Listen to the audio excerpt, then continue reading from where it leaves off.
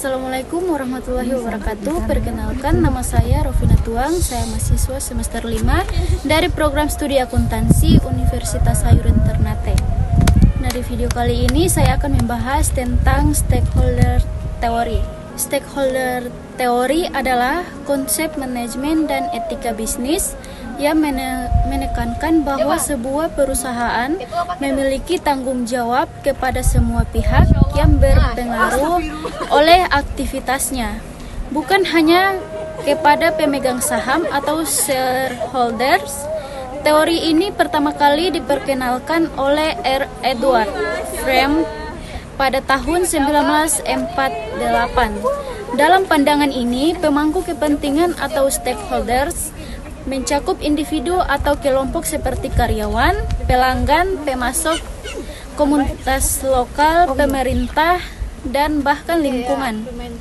Mereka memiliki hubungan langsung maupun tidak langsung dengan perusahaan dan dipengaruhi oleh keputusan serta kebijakan yang diambil oleh manajemen perusahaan.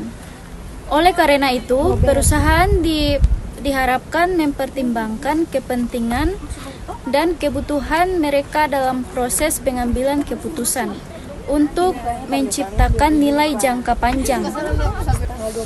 Stakeholder theory juga menekankan bahwa hubungan yang harmonis dengan para pemangku kepentingan dapat mendukung keberlanjutan bisnis kompetitif. Misalnya, memperlakukan karyawan dengan adil akan meningkatkan loyalitas dan produktivitas, sementara memperhatikan kepentingan komunikasi lokal dapat memperkuat reputasi perusahaan. Teori ini juga mengakui bahwa seringkali terdapat konflik kepentingan antar stakeholders, sehingga manajemen memperlakukan pendekatan yang untuk mengelola kepentingan tersebut. Dengan menerapkan prinsip-prinsip ini, perusahaan tidak hanya fokus pada keuntungan finansial, tetapi juga memperhatikan dampak sosial dan lingkungan, sehingga dapat beroperasi secara berkelanjutan dan bertanggung jawab. Pemangku kepentingan atau stakeholders meliputi yang pertama, pemangku kepentingan internal. Internal adalah individu atau kelompok yang memiliki keterlibatan langsung di dalam organisasi dan terlibat dalam operasi serta pengambilan keputusan perusahaan. Contoh utama pemangku kepentingan internal meliputi karyawan, manajer, dan pemilik perusahaan. Karyawan misalnya memiliki peran penting dalam menjalankan aktivitas operasional perusahaan. Mereka bergantung pada perusahaan untuk mendapatkan gaji, tunjangan, dan keamanan kerja. Oleh karena itu, perusahaan harus memastikan kesejahteraan dan kepuasan karyawan untuk menjaga produktivitas dan loyalitas mereka. Selain itu, manajer bertanggung jawab dalam mengelola sumber daya perusahaan dan memastikan tercapainya tujuan organisasi. Mereka memiliki kewajiban untuk menyeimbangkan kepentingan karyawan dan pemilik perusahaan guna memastikan kelangsungan usaha yang berkelanjutan. Di sisi lain, pemilik perusahaan atau pemegang saham memiliki kepentingan dalam memperoleh keuntungan dan pertumbuhan bisnis.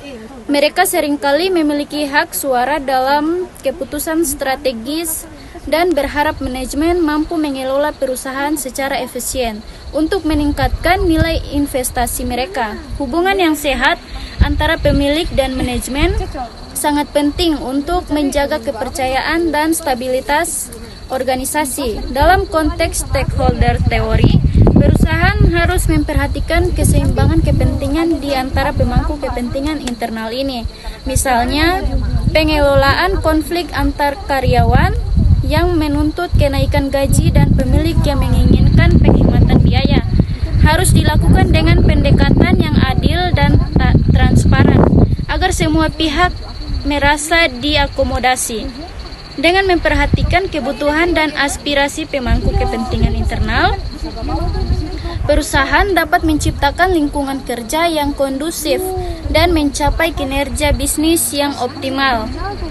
Yang kedua yaitu pemangku kepentingan eksternal, yang dimana individu atau kelompok di luar organisasi yang secara tidak langsung dipengaruhi oleh kebijakan, keputusan, dan operasional perusahaan. Contoh pemangku kepentingan eksternal meliputi pelanggan, pemasok, komunitas lokal, pemerintah, dan lingkungan, yang dimana pelanggan memiliki kepentingan terhadap produk atau layanan yang berkualitas, harga yang kompetitif, dan pelayanan yang baik. Oleh karena itu, perusahaan harus berfokus pada kepuasan pelanggan untuk membangun loyalitas dan reputasi yang baik di pasar. Di sisi lain, pemasok memiliki peran penting dalam menyediakan bahan baku atau layanan yang dibutuhkan perusahaan. Hubungan yang baik dengan pemasok dapat memastikan kelancaran operasional dan meningkatkan efisiensi rantai pasok.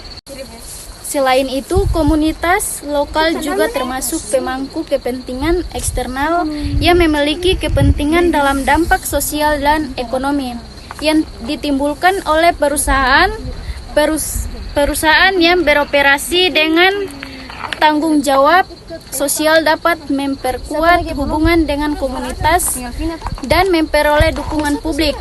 Pemerintah sebagai regulator memiliki kepentingan untuk memastikan bahwa perusahaan mematuhi peraturan hukum, membayar pajak, dan beroperasi secara etis.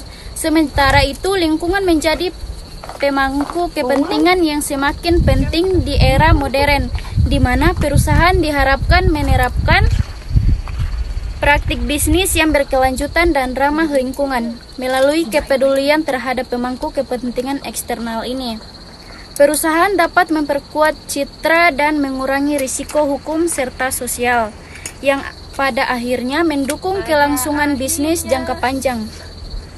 Nah, untuk prinsip utama stakeholder teori, yang pertama, prinsip tanggung jawab sosial dalam stakeholder teori menekankan bahwa perusahaan memiliki kewajiban moral dan etis untuk memperhatikan dampak dari setiap keputusan dan kegiatannya terhadap semua pemangku kepentingan. Prinsip ini mengarahkan perusahaan untuk tidak hanya berfokus pada keuntungan finansial bagi pemegang saham, tetapi juga memastikan bahwa kepentingan karyawan, pelanggan, pemasok, komunitas lokal, dan lingkungan turut diperhitungkan melalui penerapan tanggung jawab sosial perusahaan.